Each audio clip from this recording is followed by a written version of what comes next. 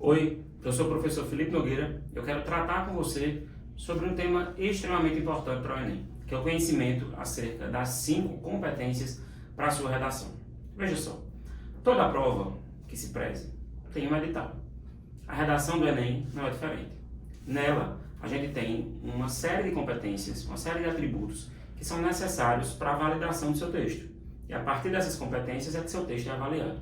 Veja só, é preciso que você obedeça a uma série de regras que vão ditar se o seu texto está adequado ou não. Como eu disse, são 5 competências e cada uma delas trata sobre uma temática diferente, que vai cobrar de você um caminho diferente a ser seguido. A competência 1, começando, ela trata sobre o seu conhecimento a respeito da norma culta da língua, ou seja, a adequação do que você escreve a essa norma culta. Resumindo, conhecimento de gramática. O que você conhece do ponto de vista gramatical da sua língua. O que, teoricamente, é para ser um conhecimento interessante, já que nós estamos em um país de língua portuguesa e nós precisamos ter esse conhecimento para a vida. Mas não é tão simples assim em virtude da falha na base da educação no país. Enfim, o Enem cobra da gente esse conhecimento de gramática em virtude da necessidade de que seu texto esteja claro, de que ele diga a informação que é necessária ser dita, e tudo isso passa por gramática. Veja só, a competência 1 avalia gramática, essa adequação à norma culta da língua. Só que esse seu conhecimento a respeito de gramática também vai ser cobrado indiretamente em outras competências. Por exemplo, diretamente, na verdade, na competência 4, sobre a qual falarei daqui a pouco, e também na competência 3, sobre a qual também falarei. O conhecimento de gramática é essencial inicialmente para a competência 1, mas ele também é validado nas outras competências. Isso é muito interessante de saber. A competência 2 trata sobre 3 pontos. 3 pontos. Primeira coisa é sobre o conhecimento a respeito do tema da redação, ou seja, o respeito à temática que foi colocada, a proposta temática. Você precisa, obviamente, respeitar o tema da redação e seguir o que esse tema pede. Claro que para que você consiga ter a compreensão completa desse tema da redação, é preciso que você venha de um estudo prévio e também que você consiga compreender e interpretar os textos motivadores que existem e estão ali exatamente para dar uma orientação importantíssima ao seu texto.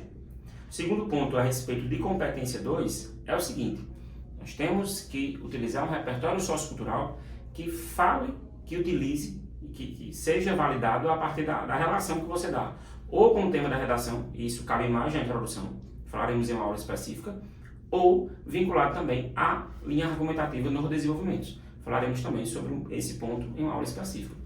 Cara, o repertório sociocultural é uma forma de você ou ilustrar, ou exemplificar, ou validar aquela sua argumentação, de você mostrar que aquele ponto é tão importante, é tão relevante, que ele foi abordado ou nas páginas da literatura, ou em uma música, ou na teoria de um sociólogo, de um filósofo, de um antropólogo, enfim. E várias áreas de conhecimento podem estar vinculadas a isso.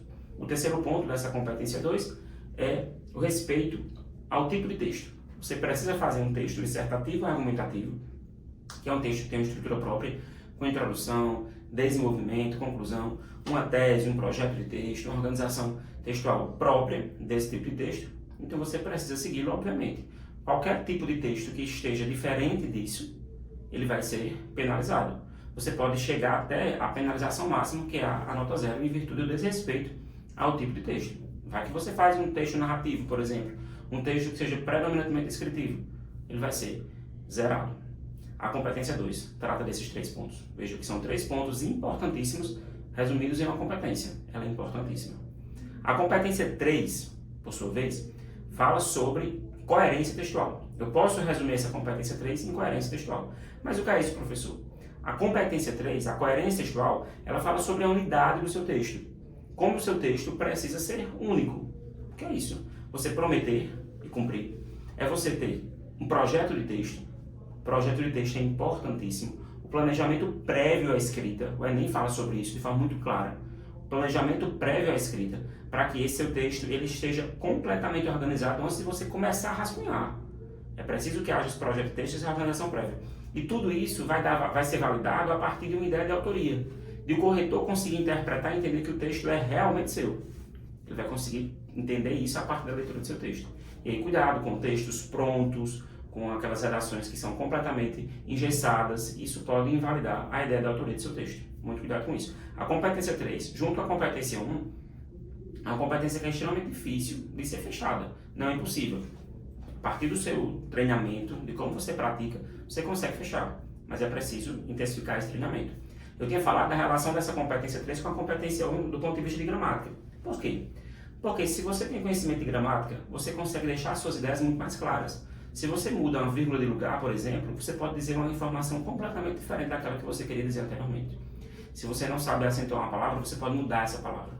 Enfim, existe todo um conhecimento de gramática, de organização das orações, para que a informação seja realmente dita da forma como ela precisa ser dita. Isso passa por gramática. Competência 4. A competência 4 fala sobre coesão textual. 3 é a coerência e a 4 fala sobre coesão. O que é coesão? Ligação. O seu texto precisa ficar ligado. Ele precisa ter uma ligação entre as suas partes. Como assim?